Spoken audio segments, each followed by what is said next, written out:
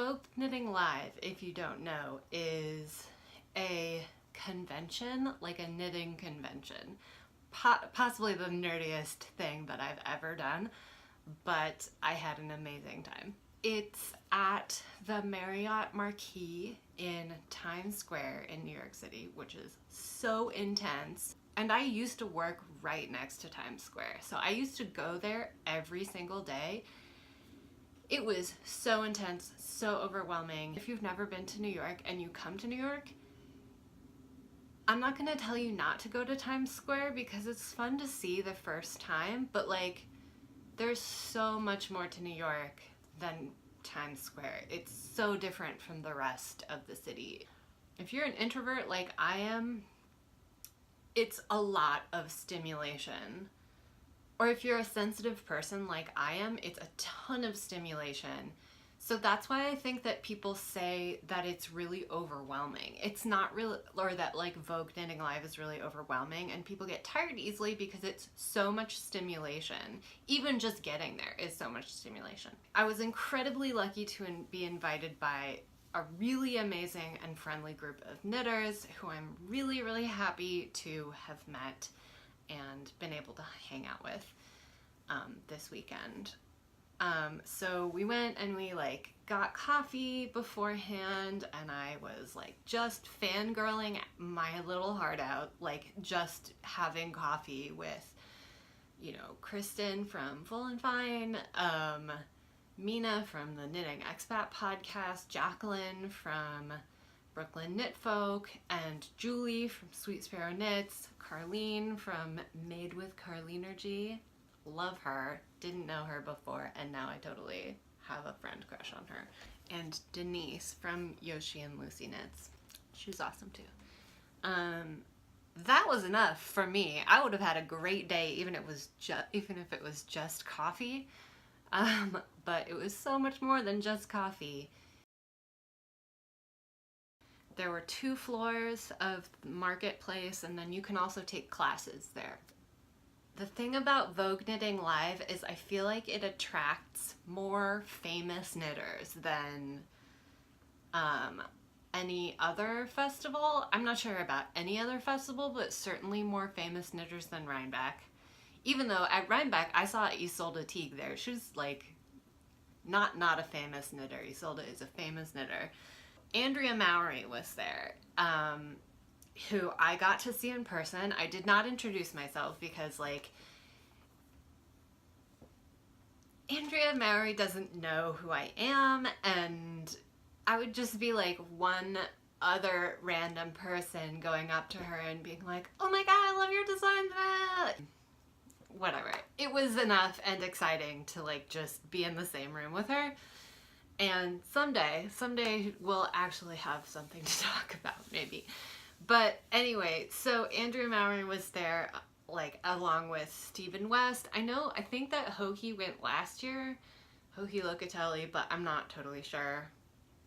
You know, Lavanya Patricella was there.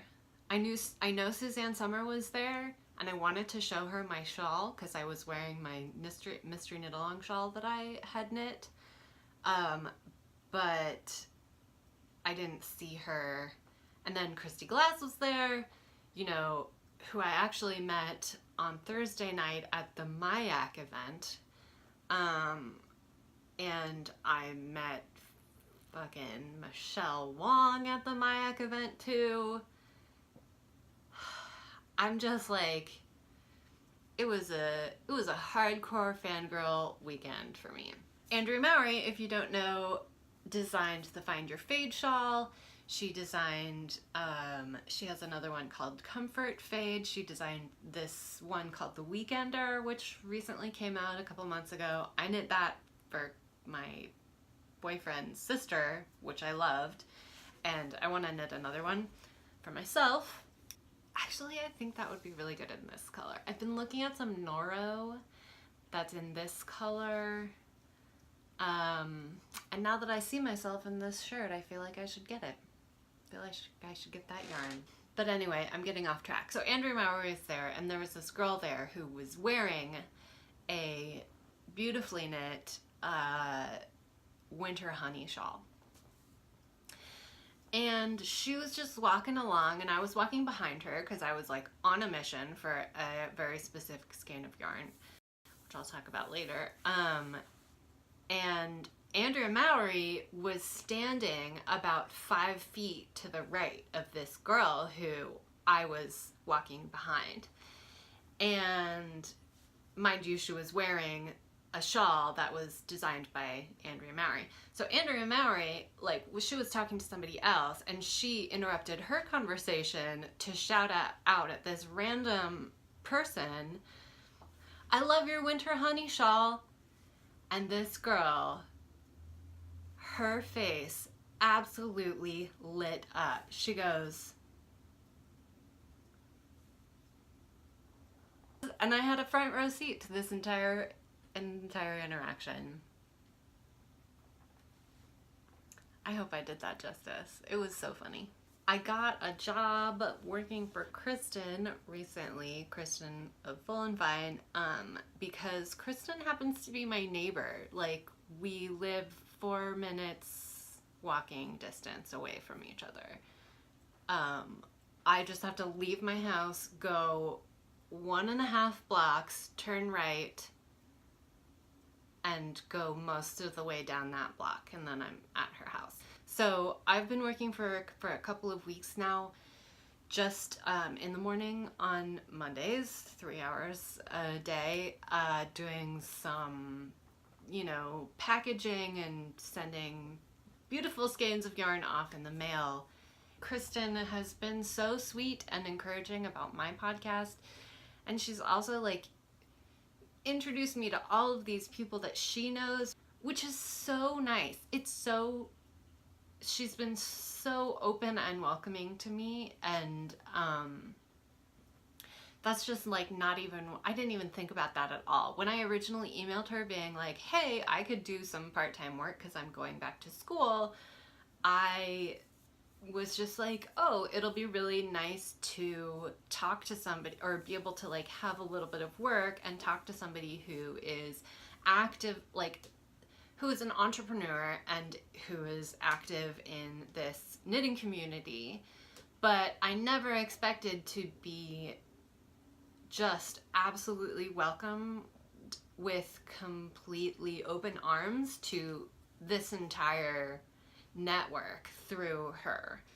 When I started, Kristin has this new skein this new colorway called Solstice, and when I first started, I was admiring it, and she just was like, here, have one. So this is it. This is Solstice on her singles base, which is called... I had a couple of things in mind when I went to VKL. Number 1 was the Zweig by Caitlin Hunter. Number 2 was the plum sweater from a designer whose name I don't remember. Should be right here. Put it right here. Yarn for the Weekender, which I knit for my boyfriend's sister, but I want to knit another one for myself. Oh, and then maybe a tag knot. But I put all of the, and then I put dark colored sock yarn. And so I wrote out like all of the quantities that I would need in order to make those things, because if you're like me, I mean, like most other knitters, I like go to a shop or a festival and I'm like, ooh, this random thing. Or, when I went to Rhinebeck, I wanted to get a sweaters quantity, but I didn't have a sweater in mind. So I bought a couple of colors that I thought would look nice together in a colorwork sweater.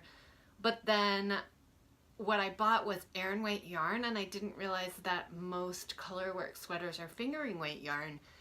And then I just couldn't really find a pattern that I was excited about.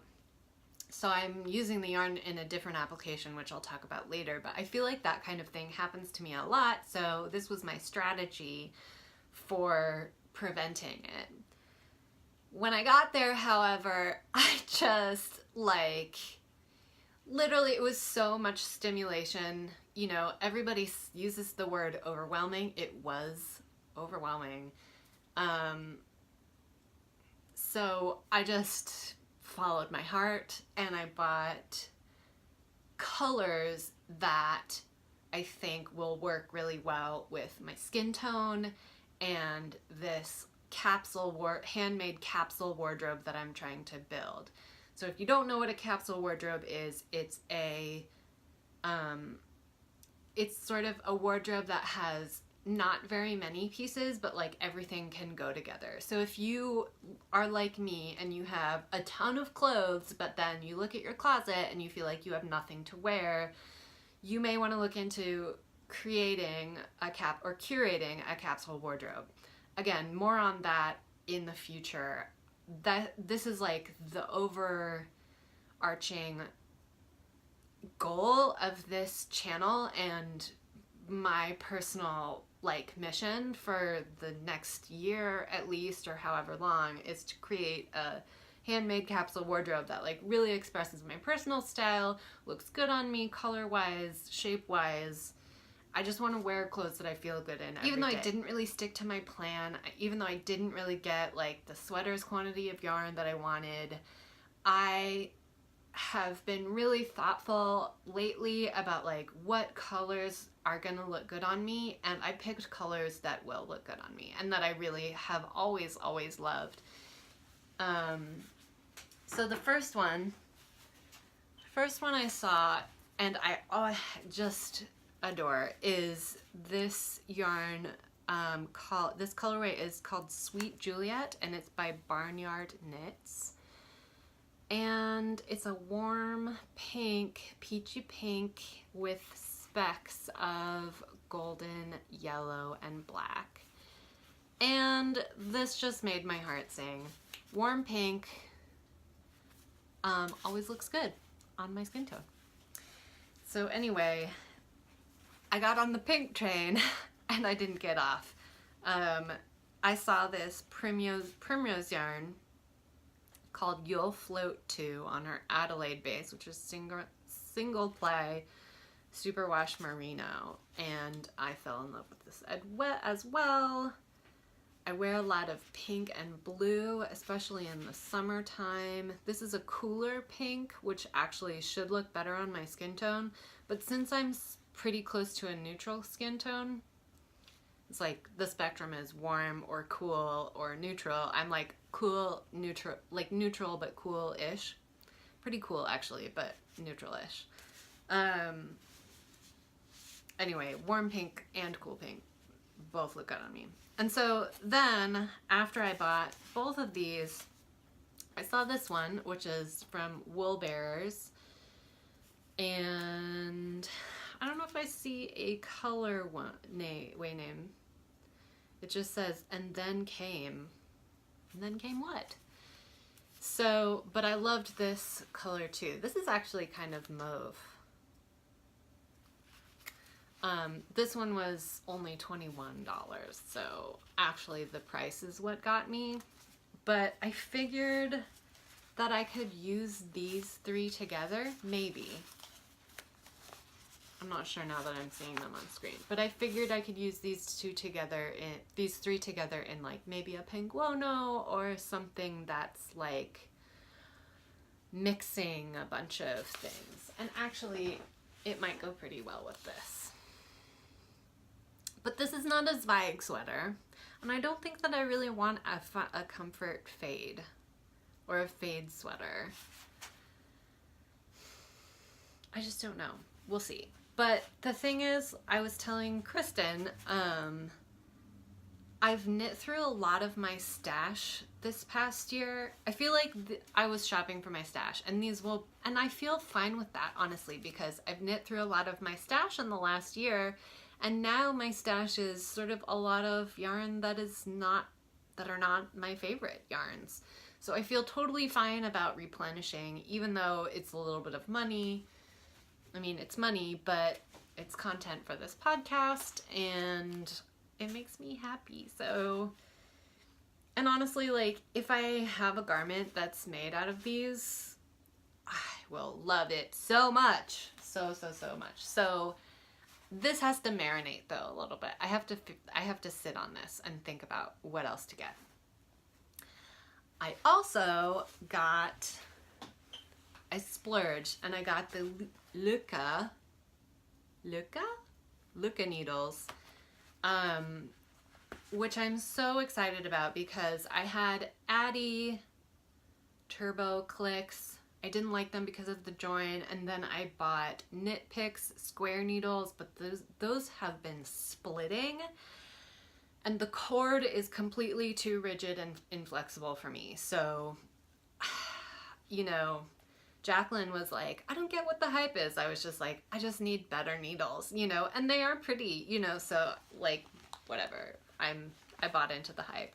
So the thing that I didn't realize, which I'm really excited about, I'm not sure if there's more needles than what comes in the Addy set or any other regular sets, but what I didn't realize that I was buying is this comes with size 17 needles, which is bigger than a lot of the other, than what comes in a lot of the other sets. So I'm really excited. I get to do some chunky knitting now because I've never had size 17s before. The other thing that I bought was this. This is very different from the other thing, the whole pink thing that I had going on. And I'm not sure how well this will fit in my wardrobe, but I bought this in order to make a very specific project that I'm working on work. So now I'll go into the projects that I've been working on. I told you about my Rhinebeck purchase, colorwork purchase, which I just decided to use the yarn in a different way. So I'm knitting the Stitch Block Cowl by Pearl Soho, and here it is. So I was super loving this gray, even though it's a commercial yarn. It's just like Lion brand yarn. It was on sale at a booth at Rhinebeck, which is like, that's not what you go to Rhinebeck to get, but it was there. And then I bought this red. So I was knitting, very happy with it. And then I got to this part and it just started looking like a crochet, like granny stripe blanket, which there's nothing wrong with. I'm loving all of the crochet granny stripe blankets out there, and there's nothing wrong with the look of crochet in general, but what I realized was that these three yarns are way too different from each other to achieve the effect that I was going for, which is somewhat of a gradient effect. Because if you look at the picture, there's a gradient effect. So I haven't done this yet because I wanted to show you, but what I decided to do is rip out all of this, I know, sad, and then use this yarn that I've had in my stash for a million years, and I haven't been able to use it yet because I just bought this for like some gloves that I wanted to have like a little yellow accent on, and this has been sitting there for like 5 years, which is ridiculous. But because like these two will work really well together, especially if this one, if the yellow is like, you know, this one sort of is a little bit hidden texturally inside the gray. So the gray will break up the intense brightness of this yellow, and then that was why I bought this, to go with these two so that I could make this project work. So I don't know how much this piece is gonna go with my future handmade capsule wardrobe, but I feel justified in purchasing this anyway because it means I can use something in my stash that I have been wanting to use for a long time, because I don't just want yarn to sit there for years and years and not get used. So we'll see. I'll try to make it work. If it doesn't work, it's okay. Meg from Bad Wolf Girl Sits and Knits was so generous and gave everybody, me included, a 50-gram skein of hand-dyed yarn. And I bought this one, or I got, not bought, I got this one, which I love so much. I love this color, and I'm so excited. Thank you, Meg.